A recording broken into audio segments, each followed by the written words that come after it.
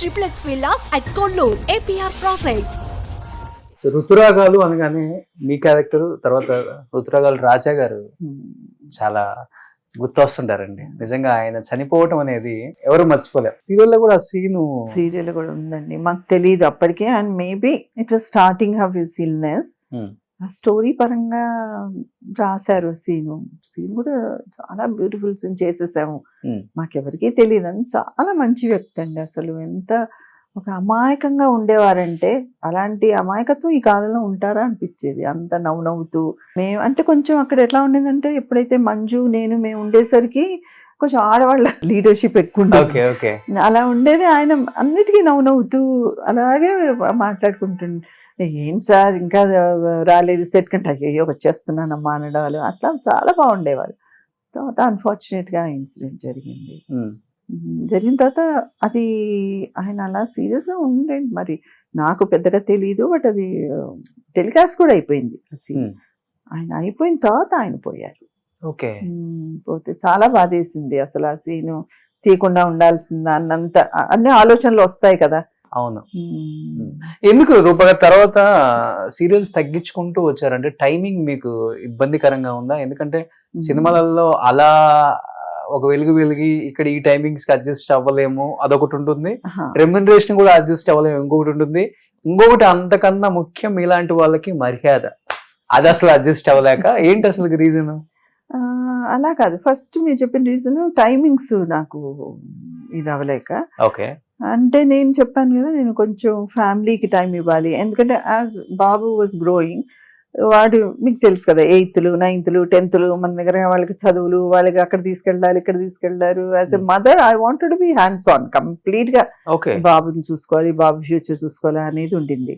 వాడు ఒక్కొక్క క్లాస్ అవుతున్నా కొద్దీ నేను వర్క్ తగ్గించేశాను. ఐ థింక్ ఒక 2nd, 3rd క్లాస్ వరకే నేను వర్క్ చేశాను. తర్వాత నేను వద్దని అనుకున్నాను. అనుకుని చేయడం స్టార్ట్. లాస్ట్ సీరియల్ ఏంటి? ఓకే జాను అని ఒక సీరియల్ చేశాను. ఓకే. అది ఫస్ట్ స్టోరీ బాగుంది అనిపించింది స్టార్ట్ చేసి మళ్ళీ వాళ్ళు ఎందుకో ఆపేశారు. అది కూడా ఒక lady producer, lady writer. So నాకు కొంచెం అఫినిటీ ఉంది లేడీస్ అనగానే, కొంచెం పార్షియాలిటీ. సో ఇలాగే వర్కౌట్ అవుతుందేమో అనుకుని అలా స్టార్ట్ చేశాను. తర్వాత కూడా వాళ్ళకి మరి ఛానల్స్ కి ఏముంటాయో ఈ మధ్య ఆ 2 ఎక్కువ ఉంది కదా, ఛానల్ వాళ్ళ సే ఎక్కువ ఉంటుందని వింటున్నాను.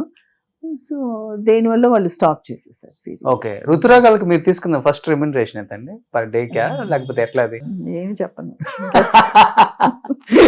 అంటే అప్పటికే 1,00,000 రూపాయలు. నాకు ఇప్పుడు అర్థమైంది, మీరు చాలా కమర్షియల్. పక్కా కమర్షియలా? పక్కా లోకల్ లాగా ఎటు తిరిగి రెమ్యునరేషన్ ప్రాపర్టీ దీనికి వస్తారు. అంటే ఆడియన్స్ కూడా వ్యూయర్స్ కి తెలుసుకోవాలని ఉంటుంది కదా. అప్పుడు కింద స్క్రోలింగ్ లో నా అడ్రస్ ఇవ్వండి, వచ్చి కనుక్కుంటారు. నిండిపోద్ది మొత్తం రోడ్డు. ముందు ఖాళీ చేసేయండి మేడం అంటారు, ఇంకా తట్టుకోలేక సెక్యూరిటీ గార్డ్స్ అంతా. బట్ హ్యాపీగా ఉన్నంత వరకు ఉండింది రెమ్యునరేషన్. ఐ వాజ్ హ్యాపీ అంతే. ఫస్ట్ నుంచి కూడా నో డిమాండ్ కదా, ఎవరిని కూడా ఫ్లెక్సిబుల్ గా వెళ్ళిపోవటమే. బట్ ఒక మాట అండి, ఒక్కటి ఏంటంటే చాలా జాబ్ సాటిస్ఫాక్షన్ ఉంది. సో అంత సాటిస్ఫాక్షన్ ఉన్నప్పుడు ఇది సెకండరీ అయిపోతుంది. అది లేనప్పుడు కొంచెం అనిపిస్తుంది, ఇది లేకుండా అది లేకుండా ఎందుకు అనిపిస్తుంది. కానీ వెరీ గుడ్ జాబ్ సాటిస్ఫాక్షన్. అంతే కదా, అది ఉంటే చాలు, పీస్ ఆఫ్ మైండ్. బట్ ఇప్పుడు సీరియల్స్ వస్తే చేస్తారా? సీరియల్స్ ఏమో, ఇప్పుడు కమిట్మెంట్స్ కూడా ఉన్నాయి. నేను అంత లాంగ్గా వాళ్ళతో ఉండిపోయి చేసే అంత ఉన్నాయేమో నాకు అంత ఐడియా లేదు. మూవీస్ అయితే ఓకే. మూవీస్ ఓటీటీలో అంటే కొంచెం మంచి వస్తున్నాయి కదా, అవి చూస్తుంటే నాకు చేయాలని ఒక ఇది అనిపిస్తుంది. ఎలాంటి మూవీస్ అంటే ఎలాంటి రోల్స్?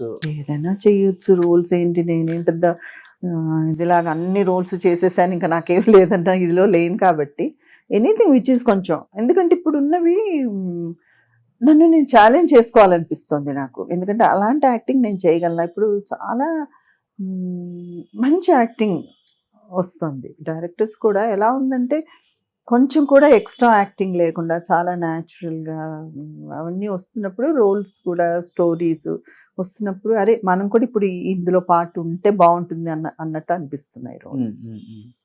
సో నేను ఇక్కడ మీకు ఒకటి చెప్తాను. నేను అదే సావిత్రి గారు ఫిల్మ్ అన్నాను కదా, అప్పుడు బాలేగానే ప్రేమ పగానే ఆ ఫిల్మ్, దాంట్లో నేను హీరో సిస్టర్ని అయితే నాకు నా పేరు వచ్చి చక్రపాణి గారు, మన రోజారమణి గారి హస్బెండ్. అవును. మాకు చాలా మంచి పాట కూడా ఉంటుంది ఆ సినిమా. దాంట్లో నేను గుడ్డిదాన్ని అనమాట. నేను అసలు ఆ సెకండ్ ఫిల్మ్ ఏదో నాకేం తెలుసు, అప్పుడు ఏదో చెప్పారు గుడ్డి అంటే చాలు ఇలాగ అనుకుంటూ అంత నాకు రోల్ కూడా అప్పుడు చాలా చిన్న రోల్, ఒక 7-8 days వరకు ఏదో ఉండింది, సాంగ్ తప్ప పెద్ద లేదు. నాకు ఎంత అర్థమైందో అంత చేసి వచ్చాను. మొన్న ఈ మధ్య శ్రీకాంత్ అని ఒక ఫిల్మ్, రాజ్ కుమార్ రావు సినిమా చూశానండి. గుడ్డే తన actual story. Srikanth Telugu cinema ఓటీటీలో ఉంది చూడండి. అసలు ఆ గుడ్డి క్యారెక్టర్ చేశాడండి. అసలు అబ్బాయి అసలు నిజంగా ఈ అబ్బాయికి చూపు ఉందా అనిపిస్తుంది నాకు. ఎంత I was so ashamed of my self, నేనేంటి అప్పుడు ఏంటి అలా చేశానని. అలాగా ఒక ఇంప్రూవ్మెంట్ ఎనీవే మనకు కూడా వస్తుంది కదా, బిగినింగ్లో చాలా తప్పులు చేస్తుంటాం. అయితే ఇప్పుడు ఇంప్రూవ్మెంట్లో ఇప్పుడున్న ఇది బాగుంది కదా అని అనిపిస్తుంది. సో చాలా ఉంటాయి అలాగే ఇంప్రూవ్మెంట్ చేసుకుంటూ రోల్స్. ఓకే. సుమన్ టీవీలో మీ పర్సనల్ అండ్ బిజినెస్ ప్రమోషన్స్ కోసం కింది నెంబర్కి కాంటాక్ట్ చేయండి.